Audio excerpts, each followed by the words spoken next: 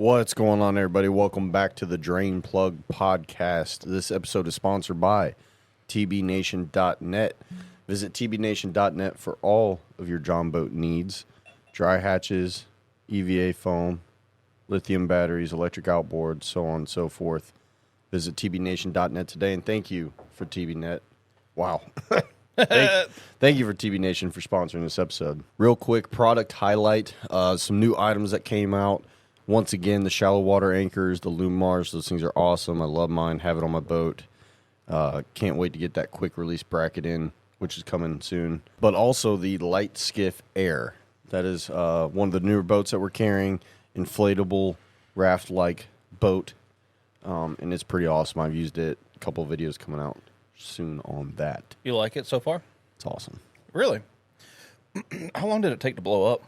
Too long. Now you did it with the hand pump that it comes with. I did. I had to be legit about it, you know. So you wanted the full experience. Full experience, and I got the full experience. So do they make an electric pump for it? That company doesn't, but I'm sure that there is one that you could get. An aftermarket one somewhere. Okay. So what are we drinking tonight? Tonight's bourbon review. We're going to be doing this 13th Colony Cask Strength. Single barrel. Single barrel cask strength. Yep. This is barrel number 28 and bottle number 76 out of it. So this bottle does have a 4.5 year age statement. The proof is 129.9, so a little hot and heavy. Ooh, that's hot. 64.5% by volume, 750 milliliters. All right, so this place is in Georgia, right? This is a local distillery? Correct. It's in Americus, Georgia, which is pretty much down by nothing as far as I know. Far away from here. It is completely made, barreled there. They have three bottles that you could get your hands on. They have a regular just bourbon. I don't even know. I bought a bottle of it and really liked it. Really? But I don't remember the specs on that one. They got a rye that's out that's just like that other one. And then they have this one, which is, I absolutely love this one. And then they have their double oaked, which is like the holy grail of all bourbon right now that you can't get your hands on. But so, this one's available in stores, right? This one's available. It's around that $90 price point. This is a single barrel. Single barrel cask strength. And it is, dude, it's so good. So far, really I'm impressed. What attracted me to this brand or bottle or whatever was the bottle itself. It's an odd shape. It's odd. I'm not like a super big fan of it, but you do need to watch their labels. Like a lot of them look like they have the same color. Mm-hmm. Like this looks. The reason I actually bought this was because I thought it was the double oaked. Really? Because of the color of the label. Now the double oak's the one that you can only get at the distillery, right? As of right now, yes. Okay. Yeah, I've seen them out. Just never picked one up. Never tried it. I'm glad you did. So now I get to try it here. I think we should try the rye one at some point. Yeah. You had your first experience with a finished rye on the last podcast, or a couple podcasts ago. Yeah. So that was good. We're definitely gonna do some more rye soon because I do like me some rye. This one does fringe the nose hairs just a little bit. But it's definitely heavy on the ethanol. I can definitely smell it, but it has some really good notes coming out of it. It's got a great barrel char note.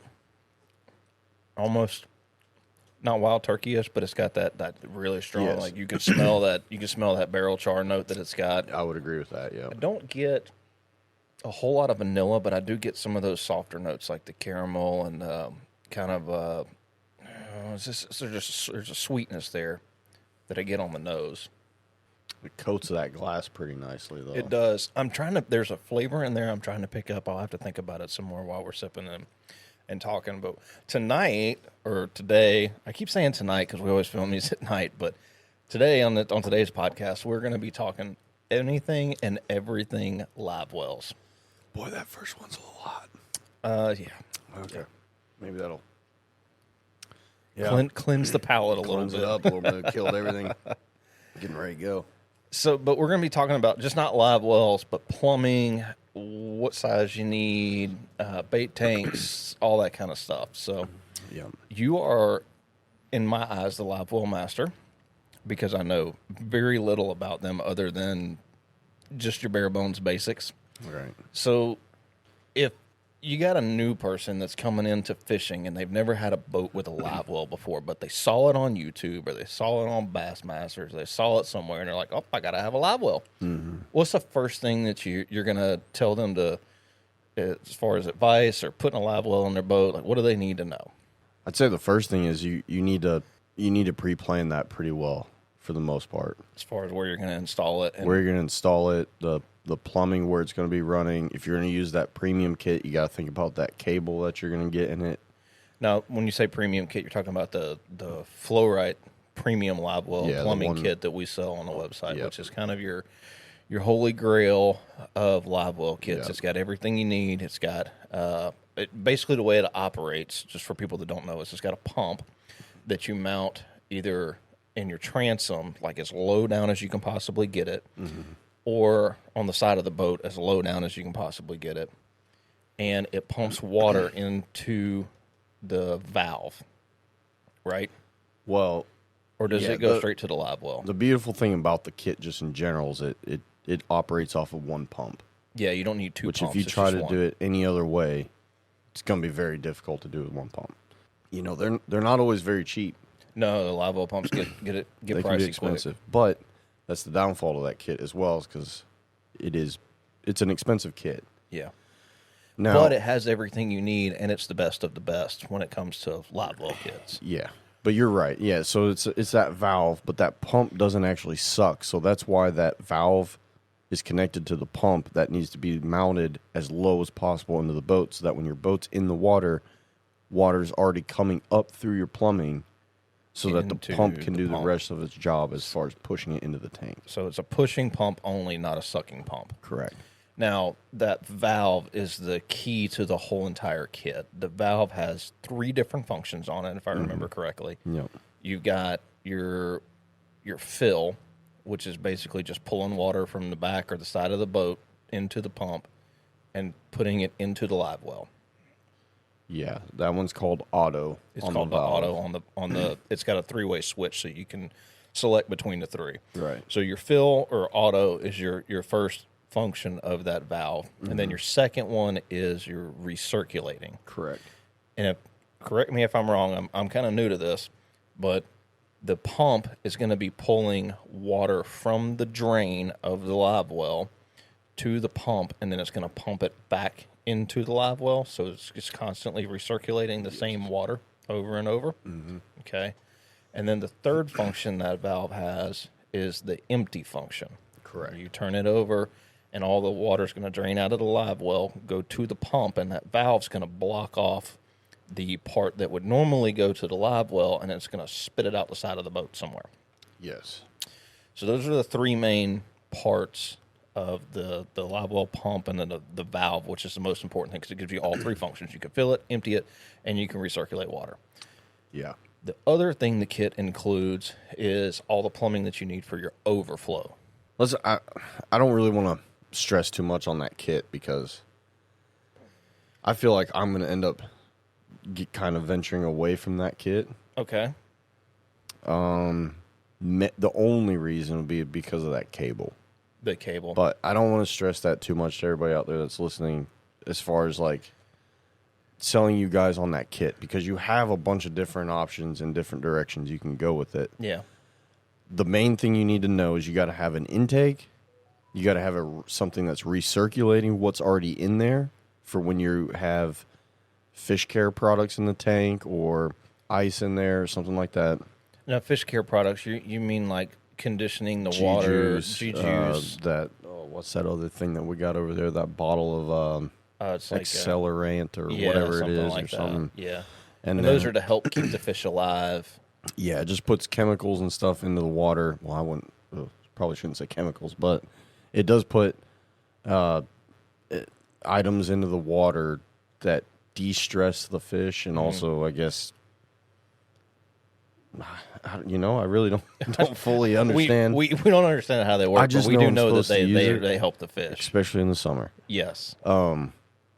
But anyways, yeah. So the recirc and then pump out, right?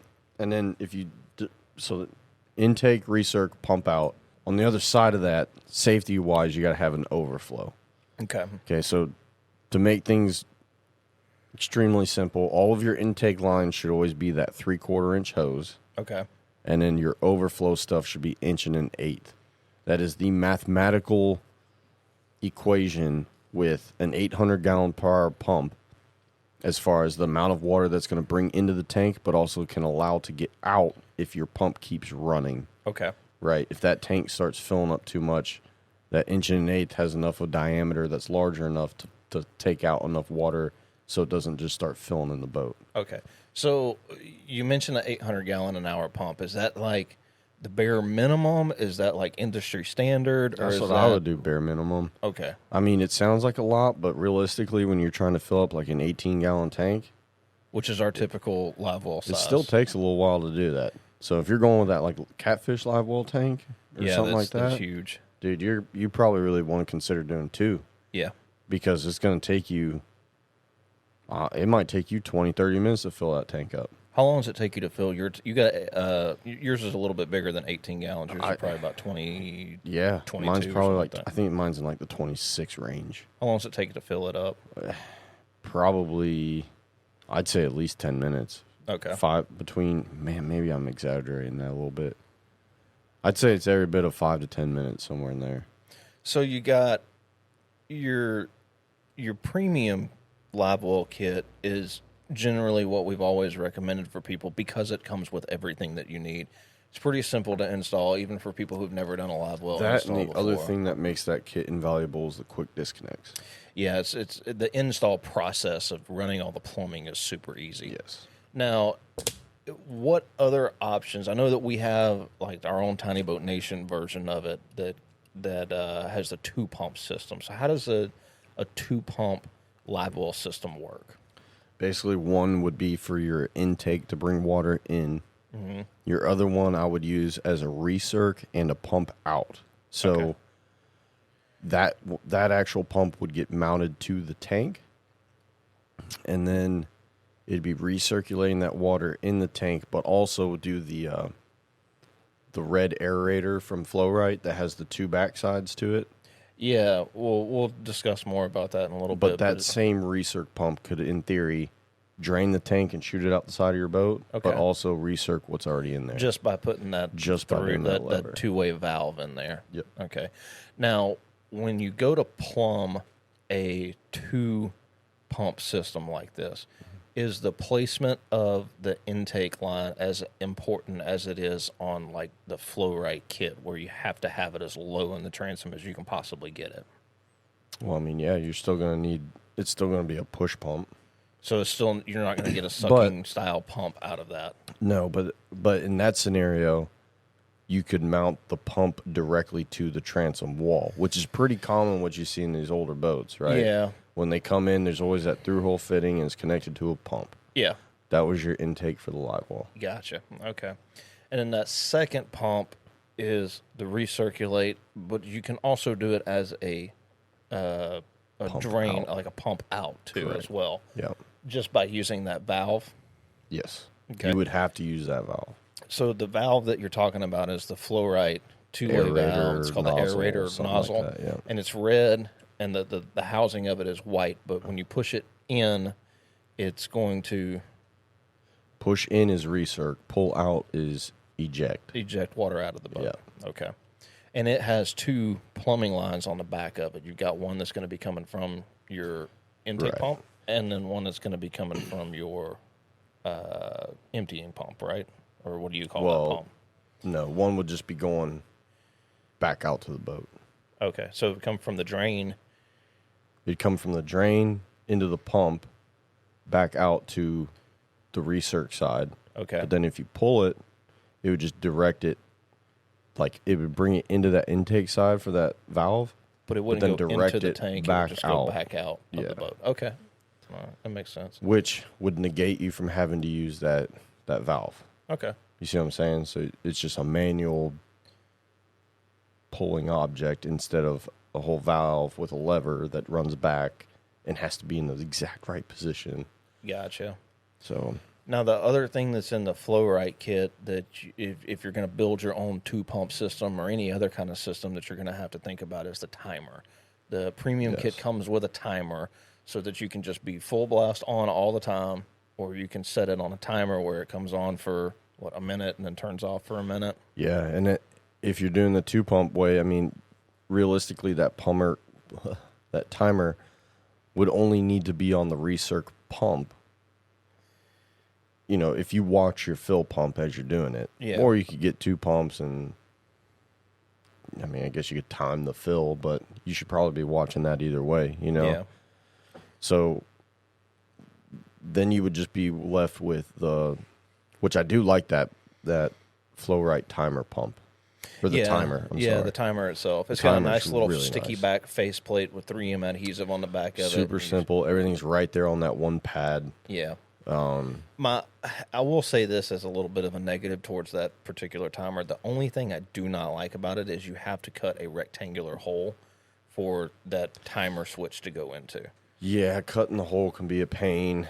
And also, I've done it backwards before. Where you put it on the wrong side? Yeah, so because that button has to be on one side and then the hole on the other. And I had the screen laid up into the side of the boat.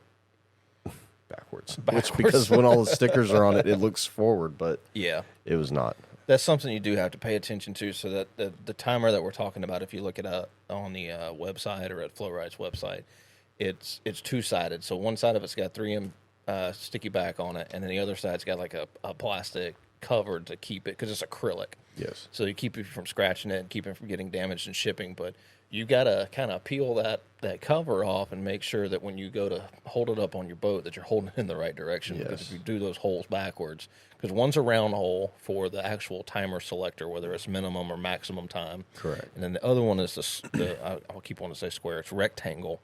Yeah. The rectangle hole for the switch. And the switch is 3-way, so you got off, on, and timer. Yeah. And that hole's it's a pain in the butt to make. Yeah. Now, if you're going to build your own livewell system, however you decide to do it, and you want to add in a timer, there's the Flow Right, it seems to be the most popular option. People just like it. It looks good. Once it's installed, I've never heard of one having any issues before, other than one guy I know that put 24 volts to it instead of 12 volts and burn it up. Yeah, that'll do that. Yes, it will. But there's other livewell timers out on the market. I know I've seen some on different boating websites. The other thing I don't like about the other ones is it's a much larger unit. Yes. So it's almost like a big AirPod case that's on the back side of it, and not every boat is going to have that much space for that. Yeah, because they do take up some room, because the threaded part for the timer switch from minimum to maximum is, I think it's like 2.5, 3 inches long. It's pretty long. And if you're going to surface mount this thing, you're going to want that threaded part for the switch to be down inside your boat. Well, then you've also got the pins for the back of the timer switch, which stick out another 2 inches or so. So you end up having to have 2-3 inches of room on the back side of wherever you're going to mount that timer to make sure you've got enough clearance room, plus your wiring that's got to go to it. So the next question I have is, what's the bare bones budget option for the people that are just getting into it? I just want a live well, cheese ball bucket and fill it up and put one of those little bubblers in there. Does that work? Is that safe? Shoot, dude, I don't know. I've seen some pretty rough plastic tanks that guys have used from we even used to do it, the storage bins from Home Depot or something. The storage totes. A lot of those seem to hold up fairly well if you frame them in properly. Yeah. They don't seem to be that big of an issue, which personally I would rather have plastic than aluminum tank just in general, but man, it's so hard to find one that looks like those storage bins look 100% like storage bins. Yeah, you can tell. Well, we have a good a option. new one on the website now that is our first ever molded plastic live well. We do? Yes, we do. You did not know that? Since when? What do you live on? Do you live under a rock? Dude, ain't no one told me about no plastic live wells. Oh, hey, Ryan, by the way, we got these new plastic live wells. Holy crap. We just started carrying them at the Midwest location. They're for sale on the website. They're pretty cool. No, I'm about to look these up. I don't Now, believe you. now, the only thing that's different between our typical live well tank, which I guess this will kind of flow the conversation into tanks itself since we already kind of brought it up, but our traditional live well tanks have always been aluminum when we did them in our builds, and they're kind of pre-stamped, but they're basically just a 5-sided box with no top on it. So the sides are, I would say not level, but they're flat. There's no flange on it. So what you have to do in order to install it in your boat is you've got to actually frame around the edge of where your live well tank is going to sit. You'll set your live well down inside of that hole where that framing is, and then figure out if you need to cut any of the live well off to bring it up to the correct height. And then what you'll do is you'll run either rivets or screws in from the inside of the live well straight horizontal into that framing, and that's what holds the live well up. And then if you want to kind of mount it up off the floor a little bit so that you can get your plumbing underneath there, then you just need to, put something underneath there to help support the tank. A lot of times we use the pink foam. In your boat, we actually did spray foam just to help insulate it a little bit. Mm-hmm. So the difference in the plastic live well tank that we have on the website now versus the aluminum one that we're used to installing is the plastic one has not a top, but it has a lip all the way around the inside edge. It's still going to install the same way, but you're not going to have that full width lid like you would on an aluminum tank. So some of that's going to be hidden by your sheeting. Yes. Yeah. So like on an aluminum tank, our aluminum tanks are 30 by 12 by 12. So they're 30 inches long, 12 inches wide, and 12 inches tall.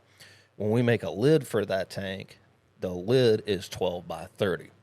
On the new live well tank, it is actually bigger than the opening. I was just seeing that, yeah. Yeah, so, and what that is for is that's structural for the plastic, because the plastic can, kind of move around, and if you don't have something to hold that top rim around, the plastic can kind of bow. So that's why you have that extra molded piece all the way around the rim. But it will still install the same way, just like you would either screws or rivets from the inside, but your lid sizing is going to be different than your actual size of your live well. Right. And we've got lids available for that particular plastic live well. So I'm going to actually be the first one of us to cut the top off of one. Yeah. I'm going to be building a skiff here soon, and we're going to do a demonstration of how to install the live well non-traditionally in that skiff. And we're going to use that plastic live well machine. I cut it open, cut the top off of it, re-support it, and then put a plastic lid over the top of it. It's going to go in that skiff. It's going to be like a budget skiff build. Okay. So we can go do some inshore fishing. Well, I mean, but here's a whole other thing. Live well tank and bait tank are two different things. Mm-hmm. You don't need a live well tank to keep bait. No. If you need bait tanks are circular. They don't have corners or ovals because just no corners is basically the main thing. Yeah. Those minnows, if they swim into the corner, they'll get stuck because they're stupid, and then they will die. Yeah. So that's why all your bait tanks are always circular, whereas your live wells are always square. Yeah. So keep that in mind. Like if you're, honestly, I wish I could just use a bait tank because it's smaller. You have, I feel like you can fit that in your boat a little bit easier. Yeah, I mean, because you could even cut down a 5-gallon bucket and use it as a bait tank in your boat. Put a little aerator in there, and you'd be good to go. Keep your cheese ball bucket in there, yeah. So that way you can fill it up. And we've talked about this before. I've yet to do it, and I may do it on the budget skiff build. You're gonna have to. The bilge pump on a stick that can just kind of like hang off the side of the boat with the hose and just stick it inside the live well, so that you can fill the bait tank or the live well up. But one thing I want to mention is that you cannot use a live well as a bait tank for certain types of bait. Yeah. There are certain kinds you can, like if you're a cat fisherman and you're fishing with big shad or brim, suckers, mud cats, yellow cats and bullheads and stuff like that. Those will do okay in a live well. So you can have a dual purpose there. But if you're going to be fishing with small shiners, minnows, things like that, they cannot have corners in the live well or the you should technically call it a bait tank at that point. Yeah. But at the same time, you can't use a bait tank for a live well because generally, and I'm going to say this very generally they're a lot smaller than a live well tank. Correct. And a lot of them are made to be removable so that you can just dump the water out when you get done with it. A lot of them are not plumbed in. Some of them are. But you don't want to go, like if you're going to be going to a bass fishing tournament, you don't want to show up with a bait tank that can only hold like a couple dozen minnows and hope you're going to keep your bass alive all day long in the summer heat. That's not going to work. It is not going to work. And I have some very upset fish in there. We found through a lot of customer calls and just talking with people and then working on your boat and Nate's boats and a lot of other people's boats, the bigger your live well is, the more water volume it has, the better off you are in the long run. Yeah. We see a lot of people try to take like a little 20-quart cooler, cut the top of it off, and use that as a live well tank. Yeah. And that doesn't always work out well because you just don't have a lot of water volume. And unless you want to have that pump just pumping constantly all day long, fish can foul up that water pretty quick. Dude, a 6-pound bass is like 24 inches long. Yeah. You know what I mean? That's 24 inches of space. You need that fish to be in there comfortably. Yeah.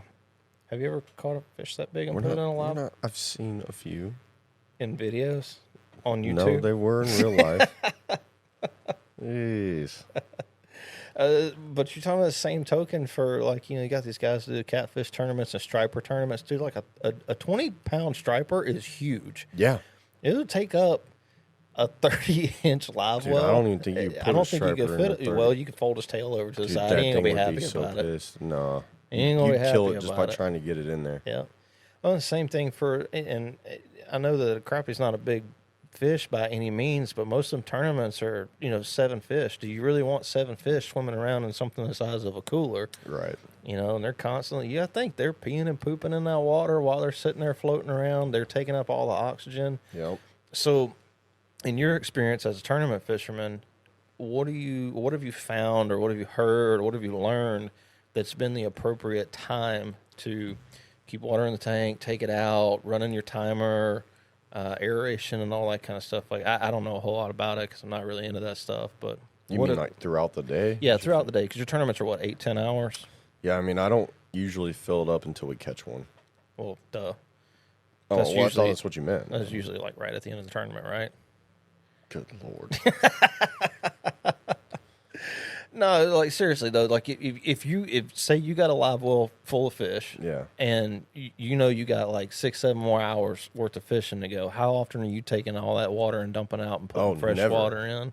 Never. You don't ever put fresh water back in the tank? I just add ice to it. Keep adding ice. Or when I say ice, I mean frozen, like water bottle, Gatorade bottles, stuff like that. I just keep putting one of those in every hour, half hour, whatever it may be. So is that? Am I talking crazy here? Is that not a thing where people will? Yeah, you don't want to take it. You don't empty some of the water out and put fresh water in. No. Do you know why you wouldn't want to? I have no clue. Surface temperature of the water gets a lot hotter throughout the day, especially in Georgia. So your cooler temperature water is obviously further down, but you can't get your intake down. Right? Oh, gotcha. So really, if you're doing that, all you're doing is replacing your nasty water with more hot water that's not nasty. Yeah, maybe it doesn't have as many of the like fish toxins in it, but that's what hopefully that G juice is for. I mean, yeah, and I try to keep all that stuff in the tank. So if I throw like 4 or 5 water balls in there and got that temperature down to lake temp or a little below, and then I drain it all out and then re-intake more, I'm still gonna have to put more ice in there. I'm thinking like fish tank water. Like you want to keep it aerated and oxygenated. I didn't know. Well, but that's what the recirculation does, and that it does help put oxygen back in the water so the fish can. Oxygen from recirculation it aerates the water as it going in, and then if you want to add some fish bubblers in there, that doesn't hurt either. And I didn't know when I went to the catfish tournament, almost every single one of them guys was running multiple aerators. But they had huge live wells. I mean, there was one guy that had a cow feeding stock tank on the back deck of his boat. That thing had to be like 150, 200 gallons. Jeez. But they're also weighing in 80 pounds worth of fish. Right. So they had a lot to take care of. And I honestly don't know if you could put the size live well that you needed into a small John boat like what we build. I mean, 16, your 48. boat would have to be the live well. Yeah, just fill your boat up. Yeah. But, I mean, some of these guys were weighing in, 3 fish for 70, 80 pounds. I mean, these fish were, this long. The live well was literally the entire width of the boat. Yeah. A lot of the guys, and I saw this, quite a few had them there, but they actually built those aluminum truck toolboxes. Yeah. They turned those into live wells because they I've were heard perfect that's pretty size. common. I think that's a genius idea. That's just a lot of weight, though. You got to have a boat that can support that kind of weight. Yeah. And most of the guys that had them had, big 17-foot express boats or 18-footers, Right. pontoon boats. There's a couple fiberglass, like center console bay boats there that were running live wells like that. I mean, you got to be able to support that weight. That is a lot of weight. A lot. Fish are just very sensitive. We know that from just even the hobby of keeping fish, And the more space you can give them, the more comfortable you can make them, the better off you're going to be at the end of the day. Yes. 1, you don't want to kill them. 2, you get deducted points or whatever if you do come in with dead fish, you know. So I didn't get a 100% answer from you earlier. So balling on a budget, pimping on pennies, what's the cheapest you can get into a live well? I know you said that the plastic tank. What are you looking at for like a standard off-the-shelf live well pump, just to pump water in? I mean, you're probably going to be in, what, $100-$120 in just pumps? Okay. And then you're going to need hose, you're going to need clamps, you're going to need through-hole fittings. Hose, great question. Is there a specific live well hose that you should be using, or is there anything that you should not be using? I don't think so. I mean, because I know they sell bilge pump hose and 3/4 and inch and an eighth. I wouldn't use bilge pump hose. Bilge pump hose is pretty thin. It's thin and it's super flexible. Yeah, I wouldn't use that. I would use something like that. That clear hosing from Home Depot, or The vinyl. the black, like that Flow Right hose is really nice. It's thick. I would use something thick and a little bit dense. So that it doesn't flex and eventually get cracked. Right. I've never seen a Flow Right hose crack. No, I Those don't things think are you ever like- will. No, well, That thing's like an 1/8 inch thick. well, that, and it's also got like a reinforcement inside the hose too. It's like it's not metal, is it? It's plastic. It's like metal and then wrapped with plastic. So it's a coated and then- metal cording, basically. and then like fused into the actual hose line. Yeah, it's some tough stuff. It's like Kevlar almost. You gotta have a pair of like those PVC pipe cutters. That's to cut what I it. use. Yeah. And then what is the tool called that you use for those clamps? Is that just like a hose clamp tool where it squeezes it, like almost crimps it? I have no clue what the name is. But I stole it from Matt. okay, Well, actually, he gave it to me, but yeah, they're called like OTEC clamps, okay. Ortec clamps, something like that. And they basically look like 2 little mandrels on it, and when you squeeze the clamp, it grabs the edges of it and pulls it tight, and then crimps it. Yeah, but it crimps, but it pulls the inside of it. Yeah. It's got 2 basically bands around it, Okay. and so when you're pinching the outer band, it's pulling the inner band closer. Now you should only use those on your like removable type fittings, like Flow Right, where you got quick disconnects and That stuff is like a that. permanent fitting. So you don't want to do that on just a regular old live well pump that's wouldn't. going to the side of the tank. I would just use those little stainless steel. I call them exhaust clamps, but they're not The exhaust hose clamps. clamps, They're yeah. hose clamps. Yeah. I would just use those because that way, that's going to be what you have to get loose if you have an issue, right? Yeah. The quick disconnects. If you have an issue, you're just pulling it off. That's the beauty of that Flow Right kit is those Dude. quick disconnects. It makes It's got it so its easy pros to and work. cons. Its cons are, 1, that cable, 2, the price. Yeah. Other than that, that thing's pretty solid. The cable is really, in my opinion, just from installing a few of them, it's really boat specific. Yeah, if you got layout a pretty, specific. you got a pretty like close or a pretty straight run back from your live well pump to wherever you're going to have that valve at. The better off. Yeah, you don't usually have any issues. It's when you got to make that cable make hard 90-degree turns and you're trying to like get it up underneath stuff and snaking it around all over the place. It hates 90-degree bends. I can't stress that enough. Yeah. It hates it. If you've never seen one, it's built a lot like a bicycle cable where you've got Your brake lines. Yeah, it's got a steel cable inside of a housing, and you got to be able to slide it freely in order for it to work. And it is a pretty stout cable, but at the same time, it can only take so much pressure from being kinked before it's going to want to pop out of that valve, and it's not going to work anymore. Yep. Yeah, that's the only part of that kit that I don't like. Yeah. It's not even that I don't like it. It's just sometimes it works. Sometimes it's not going to work with that layout. Like we got one back there right now. It ain't going to work. Yeah. I know it's not going to work, so we're not even going to try because I don't want to waste the time trying to make it work. But So I know you didn't know that we had a plastic live well. Do you know that we sell live well plumbing kits now? no, nobody made me aware of any of this. You need to start like coming to more meetings and stuff. What more meetings? I'm in every meeting. I mean, we had a meeting about it. Who did? Me and Nate. Well, what the He called me. He's like, hey, I got something to do live well pumps. You want to put it on the website? And I was like, yeah, sure. Well, I'm sorry I guess didn't I forgot eavesdrop to on the I conversation. forgot to tell you about them. Yeah, no clue. But the one that we have like an economy version of it, which is basically just like one pump and your plumbing fittings that you need.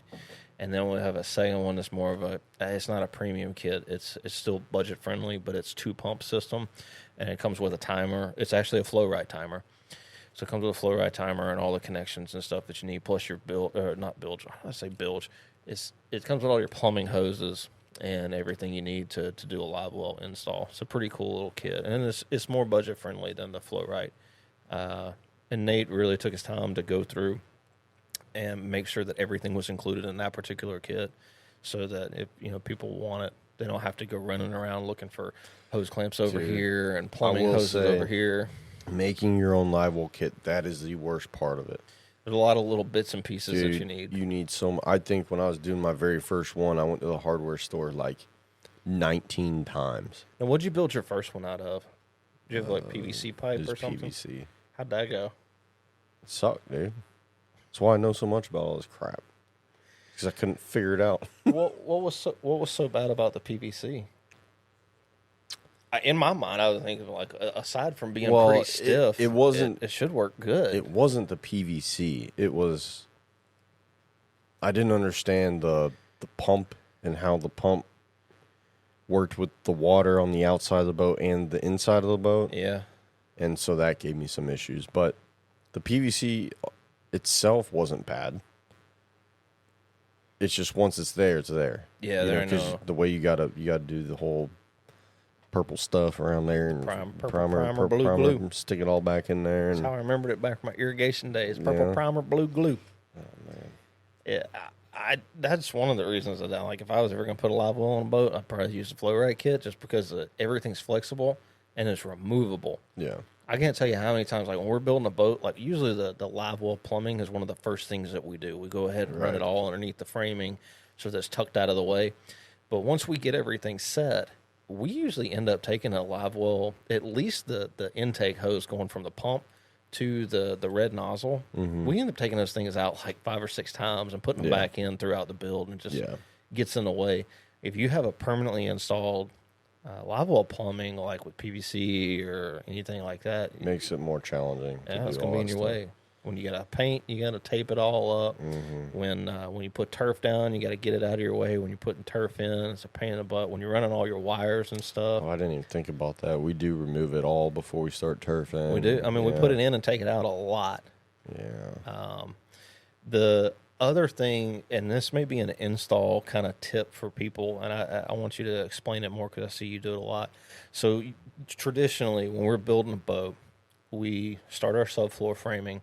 Wherever we think that the live well is going to wind up, we always run the hose. That goes back to the pre-planning thing. Yeah, so we have it underneath the subfloor so that when we get done with the subfloor, we kind of have it marked out, and then all you got to do is cut a big hole in the subfloor where the hose is going to be.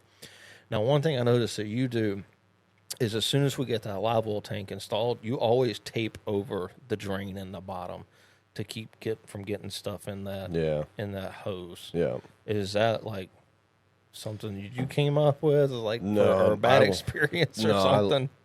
Well, I mean, I think when I first did it, it was just kind of common sense. I think Nate did it, or I caught it from Nate or something, one of those two. But, I mean, you don't want aluminum shavings getting down in there and getting into the fins of that pump, because those fins break up easy. Heartbeat. Yeah. They are plastic. They're plastic, and they're very brittle. Yeah. Very brittle. So, you talk about running that drain line underneath the subfloor. Mm-hmm. You got to think, you need 2 inches of space underneath that tank for that live well fitting, or for that through hole fitting for your drain. Okay, your tank is typically about 12 inches tall. So you're talking 14 inches of height, when most of the time inside these boats, you're only doing like a 12-inch deck. And that's not even that you mean to do it only 12 inches tall. It's just how it lands. It's just the way it lands out. Yeah. It seems like every time it lands out around that 10 to 12-inch range. So if you're doing especially that, in flat bottom boats, right? They're just not very tall on the sides. Exactly. So if you need that 2 inches of extra space and you eat that from your tank, there goes 2 inches of depth out of the water that you can hold in that tank. Yep. For those fish. So if you put that through hole fitting below your subfloor, run the drain hose down through your subfloor all the way to the transom, you just save yourself 2 inches. You did. Now, the way that we've done it a couple of different ways.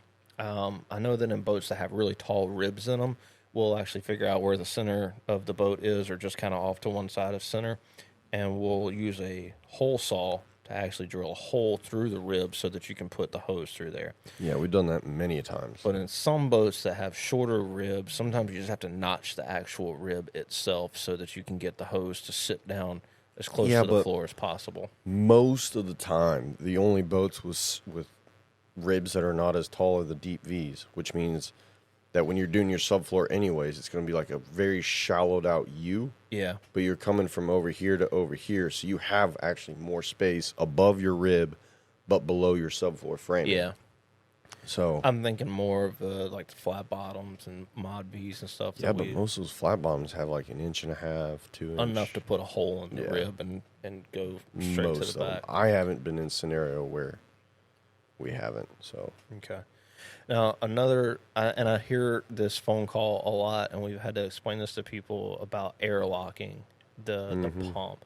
What is all that about, and what's the best way to go about not getting airlock in the first place?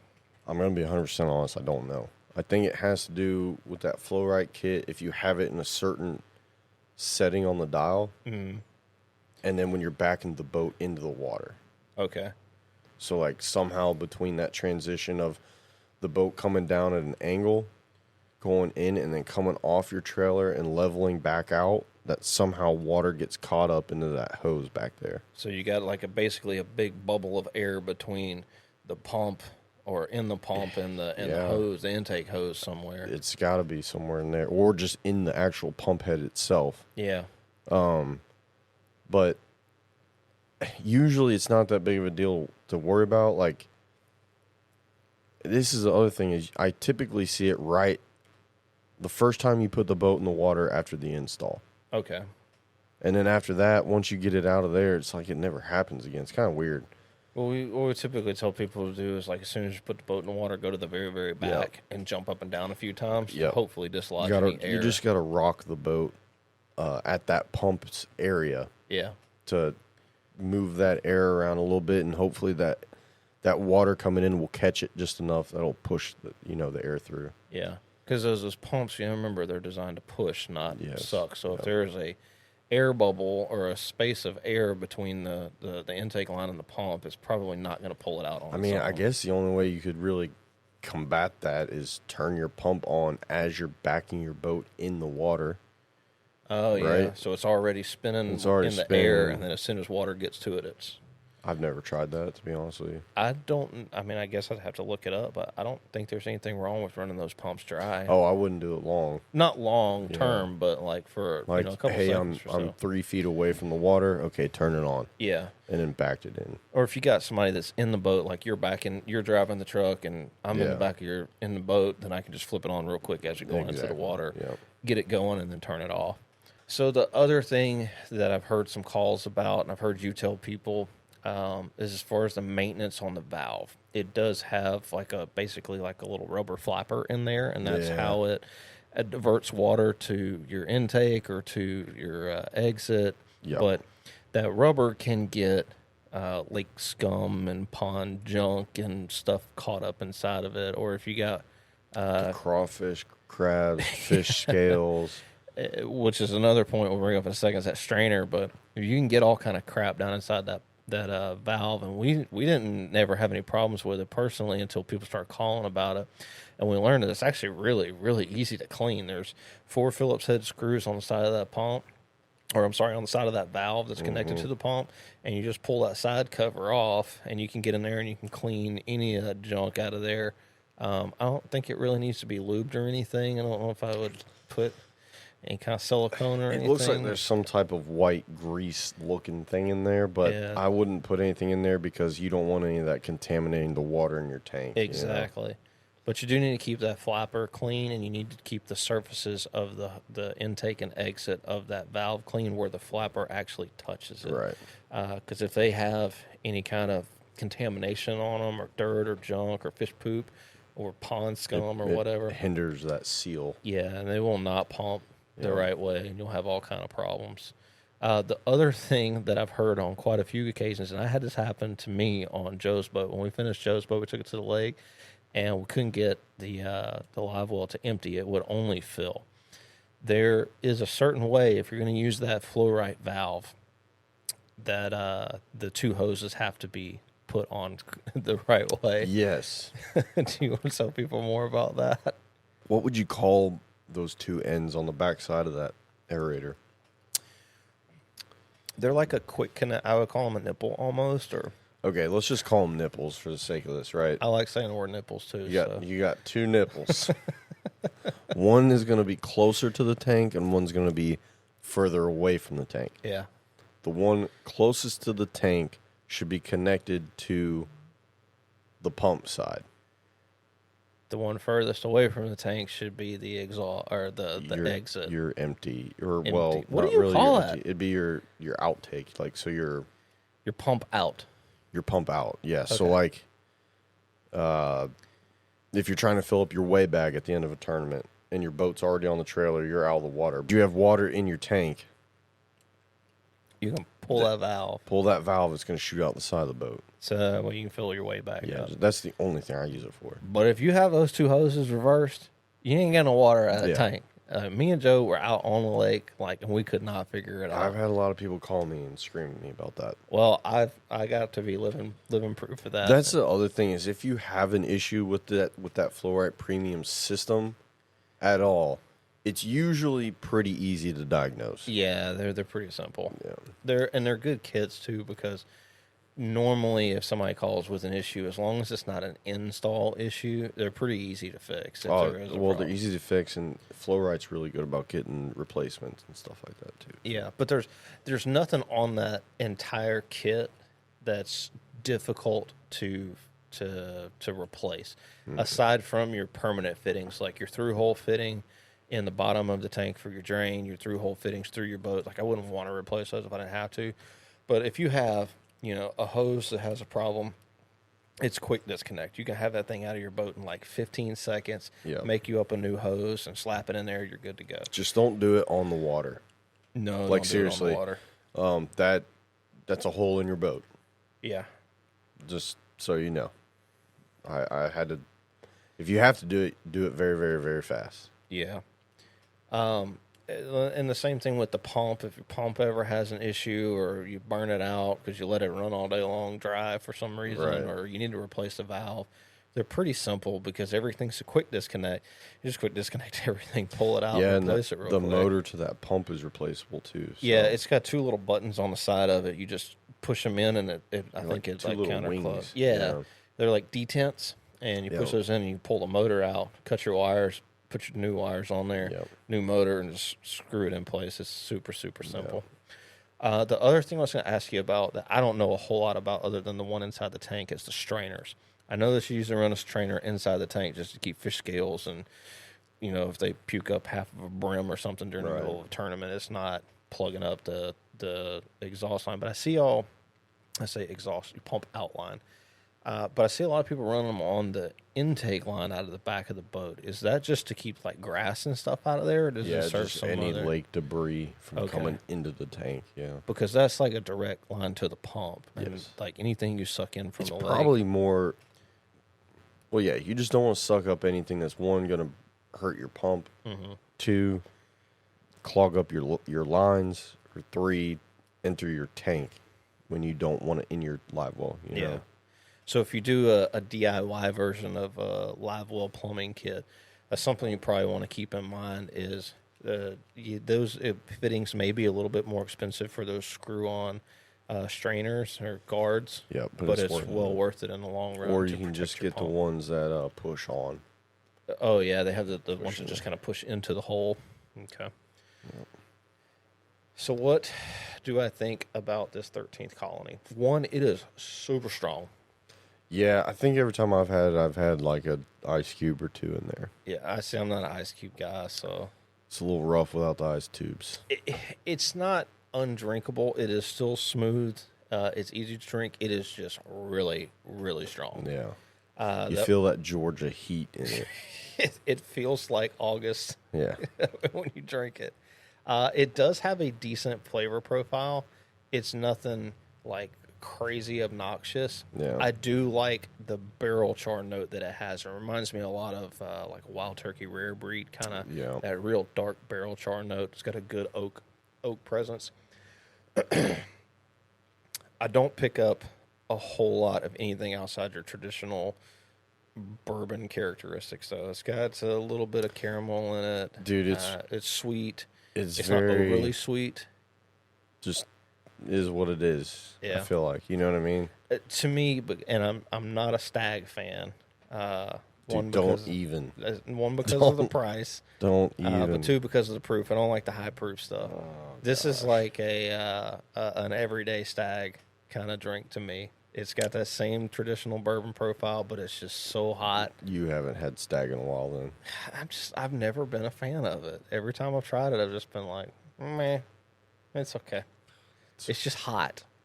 But that's me. Everybody's palate's different. Some people can take the high octane stuff. Stag has way more flavor than this. I agree, it does. Way more. But it doesn't have the flavors that I prefer in bourbon. I could see that. And everything that freaking Buffalo Trace makes has this weird grape candy note that I'm not a fan of.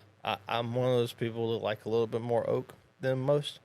So they're more lingering on that sweeter side and the fruitier side of bourbon. Yeah. And this is honestly, if this wasn't 129 proof? Yeah. If this wasn't 129 proof, if this was more like a 107 or something. I think even 110, 115, this would be a jam up bottle. I think 129 is just, for me personally, is kind of a little out of my wheelhouse. It's drinkable. It's not bad. It's got good flavor, but the proof.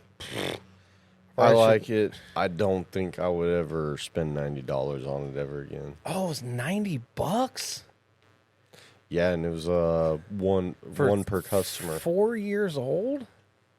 Yeah, but that's the thing, dude. That's Georgia. I mean, if you I look understand at they age differently in different climates. If you look at the Texas stuff, it is dark as crap, and it's barely aged either. I haven't tried any Texas stuff yet, and I want to. I've been meaning to. There was that one Garrison Brothers that was freaking amazing. The one with the silver top? Silver top one. That's all I remember about it, was it had the silver top. I might have to grab one next time I see him. I know a store that has a store pick of that. Yeah, Turtle Creek. Yeah, I was about to say Turtle Creek's got a store pick of that. That's where I tried it. I tried their store pick of it. It was good. It's amazing. I'm going to have to try it. I've watched some videos and stuff on Texas bourbon and the differences and how quickly they age it there. I don't know. I've never tried it. I've heard people say that it tastes a lot like leather, but I don't get any leather out of this one. You know, in comparison, there's another distillery here in Georgia called Old Fourth Distillery there in Atlanta. Most of their stuff is kind of like them, where it's aged for 4, 5, 6 years, not a whole lot. Right. The way that the ethanol and the proof hits the back of my throat is just like that Old Fourth Distillery. It's got that it's a very stingy heat. Yeah. It's not like, I don't know. I'm trying to think of something I can compare it to. It's almost, you just feel like the barrel never got cooled down. You know what I mean? Like, it was just still really warm on the charcoals for like 6 years, I like it, but on a scale of 1 to 10, I'm going to have to go with like 5.5, maybe a 6 at the most. And a lot of that is because of the price. You put ice in it, though, it makes it like an 8. Well, if you put that bottle at, like $45, $50, then yeah, it's a solid 7 or 8. Yeah. But at that price, I'm just not. I can get better bourbon that's a lot more drinkable for $90. No, I totally agree. I wouldn't, like I said, I don't think I'd ever buy it again for 90. But it is a nice, I don't know, I like it. It's something different. I like trying, and that's the whole reason that we're doing this. We're like trying different stuff. I brought some stuff in for you to try, and you're bringing stuff in for me to try. We both have different palates, and a lot of people out there have different palates. Yeah. Not everybody's going to like the same kind of stuff. Yeah, you're definitely a more wild turkey dude. I'm more wild buffalo turkey taste guy. fan, man. Fanboy. I just can't do it. I've been on a Russell's kick lately. That's good. Yeah. I'll agree with you on the Russells for sure. Yeah. I have been on. I got a couple store picks and some single barrels. If anyone knows where 15 years at, yeah, somebody's looking for one. a lot of people are looking for one. Yeah, well, I keep seeing them pop up on like the bourbon Facebook groups where people are like, "Oh, look what I got today for $129." Is this supposed to be any good? Yeah, I'm like, dude, ain't no way you paid that for that. I did go in one store the other day. I don't know if I told you about it, but they had one of the Wild Turkey Master Keeps from this year. It's a pretty high aged rye, and it's supposedly phenomenal. But it's expensive. It's like $300 something a bottle. No. MSRP. No. And I saw one at a store, and I was like, I'm just curious how much I want for that. And they were like, it was something like over $400. And I was like, see you later. Yeah. Have a nice day. Honestly, $400 for an MSRP of $300 is not bad. That's not a bad markup. No, but still, it's ridiculous. Yeah. Considering it's the same mash bill as everything else that Wild Turkey makes. I get it that it's limited release. They only do it once a year. They'll never make it again, but it's not that freaking special. You just missed it, too. I know. I think that's going to wrap it up for us tonight, guys. If you have any comments or questions, please leave them down in the comments section down below. Please rate the podcast a 5-star on any of the podcast platforms that you may be listening to this on. Give us some feedback, too. Give us some topics. Give us something to talk about. Maybe we can have a call-in one day where you guys call into the... Yeah, we can do that. And fun. if you don't want to do that, you just want to offer us a suggestion of what you want to hear us talk about or something specific that you're interested in, you feel free to call up here to the shop. Our phone number's on like all over the freaking place. We're on Google. Yeah. Or you can send an email, support@TBNation.net, and we'll get that email. And We should start putting our phone number in the bathrooms at marinas. I think we make some people mad, but we should. For a good time, call 404-720-3975 for a good time on a boat. Oh, goodness. God. All right, guys. We appreciate y'all listening, and we'll catch up with y'all next time. And don't forget. Oh, yeah. Don't forget your drain plug. I would have drowned. Don't forget your drain plug. See you guys. See ya.